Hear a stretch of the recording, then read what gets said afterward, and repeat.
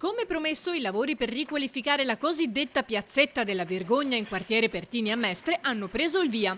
La zona tornerà come nuova in pochi mesi. Finalmente iniziamo i lavori che erano stati preventivati, ma è stata una dura lotta, ma il Comune finalmente ha ripreso in mano questo quartiere e sembra che le cose stiano migliorando. 90.000 euro dei 120 stanziati mesi fa dalla Giunta Comunale per risistemare il Pertini, anche grazie alle battaglie dei residenti, stanchi di vivere nel degrado. Noi ci mettiamo dal nostro, il comitato di quartiere è molto forte, c'è il controllo di vicinato, c'è l'Auser, c'è il volontariato, è un mondo che si è attivato per migliorare le condizioni e del quartiere e di chi lo abita. Entro 3-4 mesi la situazione sarà definitiva e quindi saranno realizzate tutte le opere della piazzetta. In primavera dunque la piazzetta della Vergogna tornerà come nuova, ma non solo.